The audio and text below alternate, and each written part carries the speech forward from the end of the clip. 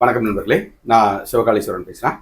வர 28ஆம் தேதி தாந்திரிக பரிகாரங்கள் அப்படின்னு சொல்லிட்டு ஒரு பயிற்சி வகுப்பு ஒன்று எடுக்கிறேன். அந்த பயிற்சி வகுப்பில் என்னென்ன பாடத்திட்டங்கள் இருக்குது அப்படின்னு சொல்லிட்டு இந்த பதிவு வந்து பார்க்கலாம். தாந்திரிகம் அப்படிங்கிற வார்த்தைக்கு பொருள் அப்படின்னு பார்த்தீங்கன்னா தந்திரம் அப்படின்னு சொல்லிட்டு பேர்.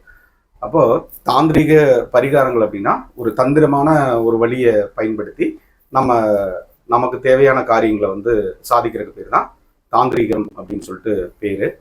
இந்த ஞானப்பழம் கதை அப்படிங்கிறது எல்லாத்துக்குமே தெரியும். அதுல உலகத்தை சுத்தி வர்றவங்களுக்கு தான் ஞானப்பழம் அப்படின்னு சொல்லிட்டு சொல்றாங்க. அப்ப அந்த மாதிரி இருக்கும்போது முருகனுக்கும் விநாயகருக்கும் நடந்த போட்டி, யார் உலகத்தை முதல்ல சுத்தி வர்றாங்களோ அவங்களுக்கு தான் இந்த ஞானப்பழம் அப்படின்னு சொல்லிட்டு சொல்றாங்க. அப்ப அந்த மாதிரி சொல்லும்போது முருகன் மயில் மீது ஏறி உலகத்தை சுத்தி வர கிளம்பிட்டாரு. இதே விநாயகர் என்ன பண்றாரு அப்படின்னா, அம்மையப்பன் என்றால் என்ன, உலகம் என்றால் என்ன அப்படின்னு சொல்லிட்டு கேட்கிறாரு. அப்போ அம்மையப்பன் தான் உலகமா இருக்காங்க அப்படிங்கிறதுக்காக அவங்களுடைய அம்மா அப்பாவை சுத்தி வந்துட்டு அதுக்கப்புறமா அந்த ஞானப்பழம் அப்படிங்கிறது கிடைச்சதாக சொல்றாங்க. அப்போ உலகத்தை சுத்தி வரணும் அப்படிங்கிறதான் செயல். இவர் தந்திரமான ஒரு வழியை பயன்படுத்தி அந்த ஞானப்பழம் அப்படிங்கிறத அடைஞ்சிட்டார். அதான் கதையா சொல்லப்பட்டிருக்கு.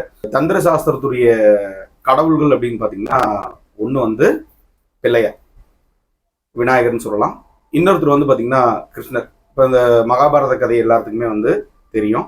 அதுல ஒரு நாள் குடிச்சு கொடுக்க கேட்குறாங்க சகாதேவர்கிட்ட. அப்போ சூரியன் சந்திரனும் இணைந்த அமாவாசை நாள்ல ஒரு பலி போட்டோம் அப்படின்னா இந்த போர்ல ஜெயிச்சிடலாம் அப்படின்னு சொல்லிட்டு எதிரி படைக்கு சொல்லி கொடுத்துட்றாரு. ஓ அப்படி சொல்லிட்டாரா அப்படின்னு சொல்லிட்டு இவர் கிருஷ்ண பரமாத்மா சூரியனும் சந்திரனையும் நினைக்கிறாரு. அவங்க ஒட்டுக்கா வந்துடுறாங்க.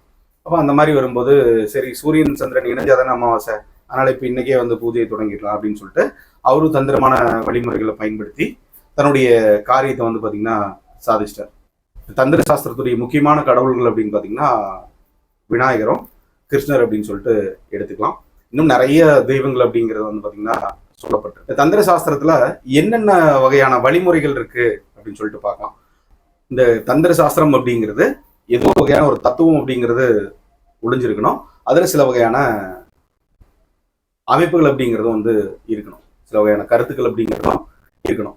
அதுல தந்திர சாஸ்திரத்துல அதிகப்படியா பயன்படுத்தப்படுறது அப்படின்னு பாத்தீங்கன்னா எண்களா இருக்கலாம், எழுத்துக்களா இருக்கலாம், ஒரு குறியீடுகளா இருக்கலாம், அல்லது ஒரு எந்திரமா இருக்கலாம், அல்லது ஒரு மந்திரமா இருக்கலாம், ஒரு வார்த்தைகளா கூட இருக்கலாம், சில கடவுள் வழிபாடுகளா இருக்கலாம். அப்போ எதுக்காக எதை நம்ம பயன்படுத்துறோம் அப்படின்னு சொல்லிட்டு நம்ம முழுமையா தெரிஞ்சுட்டு அதை நம்ம பயன்படுத்தும் போது இந்த தந்திர சாஸ்திரத்துல பாத்தீங்கன்னா ஒரு வெற்றி அப்படிங்கிறது கிடைக்குது. இந்த காலகட்டத்துல ஒவ்வொரு ஜோதிடர்களுக்குமே பாத்தீங்கன்னா தந்திர சாஸ்திரம் அப்படிங்கிறது ரொம்ப ரொம்ப முக்கியம். ஏன்னா இந்த தந்திர சாஸ்திரத்துல நிறைய நடக்க முடியாத விஷயங்கள்லாம் இருக்கு இல்லையா. நிறைய பக்கம் ஜாதகம் பார்த்துருப்பாங்க, நிறைய அவங்க கோயிலுக்கு போயிருப்பாங்க, அல்லது வேற ஏதோ ஒரு வழிபாடுகள் அப்படிங்கிறத கூட அவங்க பண்ணியிருக்கலாம். சுலபமா தன்னுடைய காரியத்தை சாதிக்கிறதுக்காக சில வழிமுறைகள் அப்படிங்கிறத நம்ம கொடுக்க முடியும். ஏன்னா அவங்களுக்கு சிம்பிளா இருக்கும். இப்போ உதாரணமா சென்னையில இருக்காருன்னு வச்சுக்கோங்க, ஒரு பரிகார ரீதியா கன்னியாகுமரிக்கு போக சொல்றீங்கன்னு வச்சுக்கோங்க. அவங்க கன்னியாகுமரி போக முடியாம இருக்கலாம். இப்போ அந்த மாதிரி சூழ்நிலையில அவங்க அவங்களுக்கு நடக்கிறதுக்கு உண்டான சூழ்நிலைகள் அப்படிங்கிறது தள்ளி போகும். அவங்க நீங்க எதுக்காக நீங்க சொல்லியிருக்கீங்க கன்னியாகுமரி போனா ஒரு காரியம் கை கொடுங்க அப்படின்னு சொல்லி நீங்க சொல்லியிருக்கீங்கன்னு வச்சுக்கோ, அவங்களுக்கு அந்த சூழ்நிலை போறதுக்கு சில தடைகளா இருக்கலாம், அல்லது பொருளாதார ரீதியான பிரச்சனைகளா இருக்கலாம், அல்லது வேற ஏதோ ஒரு வகையா காரணிகள் அப்படிங்கிறது இருக்கலாம். அப்ப அந்த மாதிரி இருக்கும்போது இந்த தாந்திரிக பரிகாரங்கள் அப்படிங்கிறது பாத்தீங்கன்னா உங்களுக்கு ரொம்ப ஈஸியா கை கொடுக்கும். சரிங்க, ரொம்ப சிம்பிளா தெரிஞ்சிடும் அப்படின்னா ஈஸியா கை கொடுக்கும். தந்திர சாஸ்திரத்துல யார் கரெக்டா கடைபிடிக்கிறாங்களோ வாடிக்கையாளர்களுக்கு அதிகப்படியான வெற்றி அப்படிங்கறத கொடுக்க முடியும். ஒரு வாடிக்கையாளர் இருக்காங்க அப்படின்னா கடைசி வரைக்கும் உங்களை ஃபாலோ பண்ணுவாங்க. நிறைய பேருக்கு ரெஃபரன்ஸ் கொடுப்பாங்க. இவங்ககிட்ட பாத்தீங்க அப்படின்னா நல்லா இருக்கும், இவர் ஏதாவது ஒரு சொல்யூஷன் சொல்லுவாரு. ஒவ்வொரு ஜோதிடரும் இந்த தாந்திரிக சாஸ்திரத்தை கத்து வச்சுட்டாங்க அப்படின்னா வாழ்க்கையில பாத்தீங்கன்னா அவங்களுடைய வாழ்க்கையில ஜெயிக்க முடியும். ஒவ்வொரு ஜோதிடருமே இந்த தாந்திரிக சாஸ்திரத்தை தெரிஞ்சு வச்சுட்டாங்க அப்படின்னா கண்டிப்பா பொதுமக்களிடையே பிரபலம் அடையும். அந்த அளவுக்கு ரொம்ப ஒரு முக்கியமான சாஸ்திரம் அப்படிங்கிறதா இந்த தந்திர சாஸ்திரம் அப்படிங்கிறது தெரிஞ்சுக்கலாம். அது வர 28ஆம் தேதி எடுக்கிறேன். 10 நாள் வகுப்பா இருக்க போகுது. தினசரி இரவு 8 மணி 5 நிமிடத்திலிருந்து 9 மணி 37 நிமிடம் வரைக்கும் இந்த வகுப்பு அப்படிங்கிறது இருக்க போகுது. எல்லாருமே கலந்துக்கலாம். எல்லாத்துக்கும் எளிமையா புரியும்படி தான் இந்த வகுப்பு அப்படிங்கிறத நான் வடிவமைச்சிருக்கேன். இந்த செல்வ செழிப்புக்கு உண்டான சில வழிமுறைகள் அப்படின்னு சொல்லிட்டு கொடுத்துருக்கோம். நிறைய வழிமுறைகள் செல்வ செழிப்புக்கு உண்டான இருக்கு. சக்தி வாய்ந்த பரிகாரங்கள் நடைமுறையில எல்லாத்துக்கும் வளர்ச்சியும் வெற்றியும் கொடுத்த பரிகாரங்கள் மட்டும்தான் இந்த வகுப்புல இருக்க போகுது. தங்கம் அப்படின்னாவே எல்லாத்துக்கும் ஒரு பிடிச்சது, ஆணாகட்டும் பெண்ணாகட்டும் எல்லாத்துக்குமே ஒரு பிடிச்சது தங்கம் அப்படின்னு சொல்லலாம். அந்த அமைப்புல இந்த தங்கத்தை நம்ம வசியப்படுத்தணும் அப்படின்னா அதுக்கு நம்ம என்னென்ன விஷயங்களை நம்ம கடைபிடிக்கணும் அப்படின்னு சொல்லிட்டு சில தாந்திரிகமான குறிப்புகள் அப்படிங்கிறது இந்த பயிற்சி வகுப்புல பார்த்தீங்கன்னா இடம்பெறும். ரொம்ப சுலபமா தங்கத்தை ஈர்க்க முடியும். அந்த அளவுக்கு ரொம்ப சக்தி வாய்ந்த எண்களா இருக்கும், எழுத்துக்களா இருக்கும், குறியீடுகளா இருக்கும். நிறைய வகையான தாந்திரிக பரிகாரங்கள் அப்படிங்கிறது பார்த்தீங்கன்னா கொடுக்க போறோம். நிறைய வாடிக்கையாளர்களை பார்க்கும்போது கடன் கண்டிப்பா வச்சிருக்காங்க. கடன் இருக்கு, எப்படி அடைக்கணும்னு கூட வழிமுறை தெரியல அப்படிங்கிற மாதிரி சொல்றாங்க. அந்த கடனை அடைக்கிறதுக்கு சில தாந்திரிகமான குறிப்புகளை நம்ம கடைபிடிச்சோம் அப்படின்னா சீக்கிரமா சுலபமா கடன் அடையிறதுக்கு உண்டான வாய்ப்புகள் அப்படிங்கிறது வழங்கும்.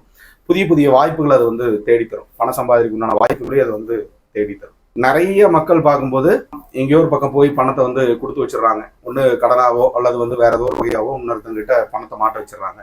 அவங்ககிட்ட இருந்து அந்த பணம் அப்படிங்கிறது திரும்பி வாங்குறதுக்குள்ள போதும் போதுன்னு ஆயிடுது. ஒரு சிலர் தர்றதே இல்லை, ஒரு சிலர் அவங்க தரணும்னு நினைக்கிறது கூட இல்லை. அப்போ அந்த மாதிரி இருக்கக்கூடிய சமயங்கள்ல நம்ம என்ன வழிமுறைகளை கடைபிடிச்சோம் அப்படின்னா அவங்ககிட்ட இருந்து நம்ம பணத்தை திரும்ப வாங்க முடியும் அப்படிங்கிற மாதிரி சில தாந்திரிகமான குறிப்புகள் அப்படிங்கிறத இந்த வகுப்புல இடம்பெற போகுது. உத்தியோக உயர்வுக்கு நம்ம என்னென்ன வழிமுறைகள் அப்படிங்கிறத கடைபிடிக்கலாம் அப்படின்னு சொல்லிட்டு இந்த தாந்திரிக வகுப்புல இடம்பெற போகுது. திருமண தடைகள் அப்படிங்கிறது ஏற்பட்டே இருக்கு. ஃபர்ஸ்ட் பாக்குறாங்க, திடீர்னு ஒரு கட்டாயிருது, மறுபடியும் திரும்பி பாக்குறாங்க, அந்த மாதிரி கூட இருக்கு. அதனால திருமண தடை ஏற்பட காரணம் என்ன, தாந்திரிக வழியில நம்ம எப்படி இப்படிலாம் சரி பண்ணலாம் அப்படிங்கிற மாதிரி சில குறிப்புகள் அப்படிங்கிறது இருக்கு. நிறைய பக்கம் பார்க்கும்போது கணவன் மனைவியுடைய சண்டை நடந்துட்டு இருக்கு. இங்க பார்த்தாலும் சண்டை, கணவன் மனைவிக்குள்ள சண்டை, பேச்சுவார்த்தை இல்லை, இவங்க அவங்க வீட்டில் இருக்கிறது, அவங்க இவங்க வீட்டில் இருக்கிற அந்த மாதிரி சில சண்டைகள் இருக்கு.